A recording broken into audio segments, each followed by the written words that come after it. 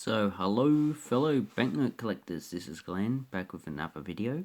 And today we have a banknote that's actually quite hard to actually find, and this is an Iraqi 1959 quarter dinar. The most common banknote from this series that I've actually seen is the 1 dinar, which is actually easy to get, and then the 5 and 10. But the actual quarter is actually not as easy to actually get.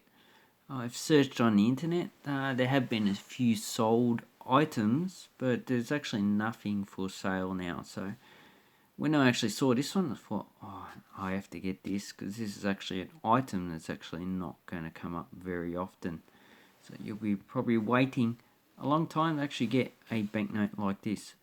So the only date that we actually have here is actually in the actual coat of arms. So we are talking about, let me zoom in. So here we have a date. It says 1958. And that is the actual year that actually Faisal II was actually overthrown. But these banknotes were not introduced until 1959. And they weren't issued to the 8th of July 1959. Earlier in the year 1959, they actually issued notes with the portrait of the king who was deceased at that time because he was killed in the revolution. That was probably just to help facilitate currency in circulation because they actually haven't actually produced enough banknotes of the new type at the time. So this is actually the 9th series. Another thing with the 9th series is that the numerals and the suffix letters are actually in Arabic, in which before they were actually in Latin. So the suffixes actually come after the numbers, and the prefix would actually come before. So here we have Central Bank of Iraqi in Arabic, and just some information there. And we have the sun disk. So this is actually a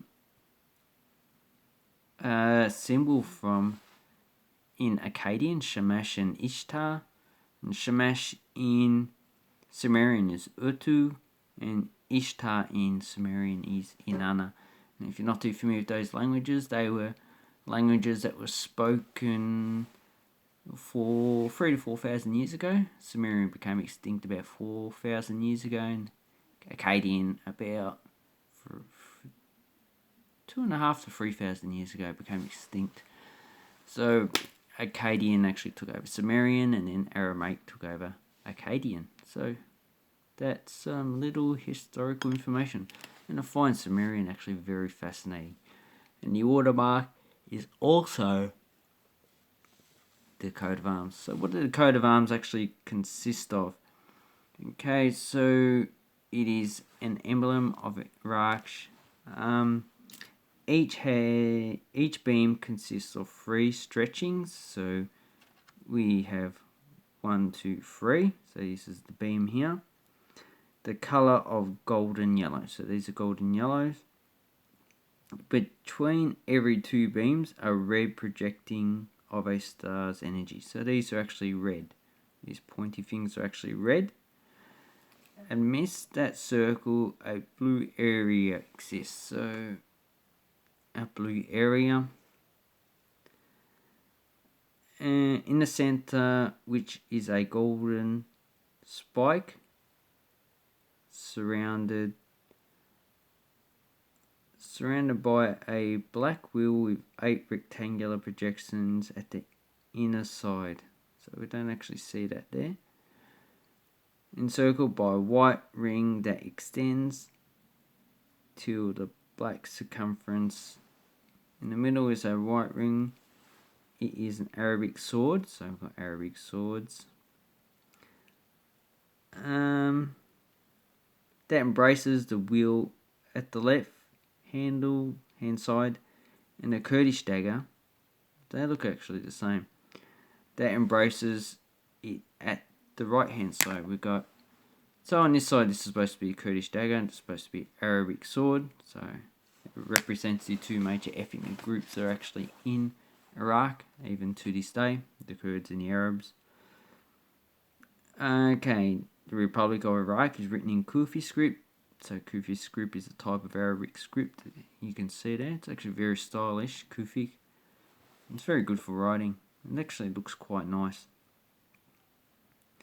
Okay, and here we have, down below we have July the 14th, 1958, which is actually the exact date that the revolution actually took place. And let's zoom. Oh no, that wasn't zoomed.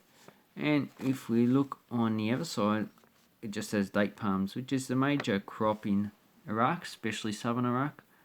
And if you ever heard of the marsh Arabs, they actually grew a lot of these date palms because they actually grew a lot of marshes. And this one actually has a security for it. So what would you actually be paying for one of these banknotes? Well, I would say probably between $10 and $20 just for the quarter.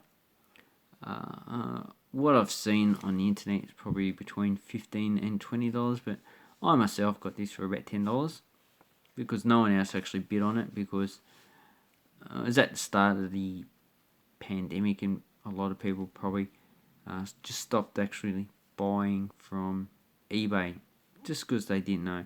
But now things are more secure, especially in Australia, not in America. And I reckon if I had tried to buy this now, it probably would have gone up to at least $20. That's in this condition. This is probably in very fine condition. If you want it to be in uncirculated, well, you're going to be paying for a few $100s for a banknote like that. So if you actually do see any of these banknotes, and if they're actually under $20 of any denomination, I would actually just buy it. If you buy a 10 dinar banknote in this condition for under $20, you could actually resell it for at least $50 to $60 because that's the actual going rate. But if you wanted to actually get rid of it, maybe 40 to 50. I would say that would definitely sell because these earlier banknotes from Iraq are actually not very easy to get. Same with any other Arab country of the time period, and they're very, very collectible. Unlike the banknotes of Iraq today, they're actually very easy to get. So anyway, that is a banknote from 1959. That is actually not very easy to get.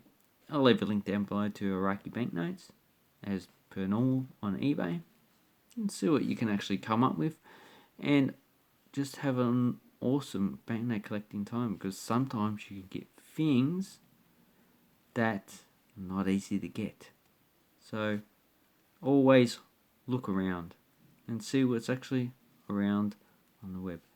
So thank you very much for watching and have an awesome banknote collecting time.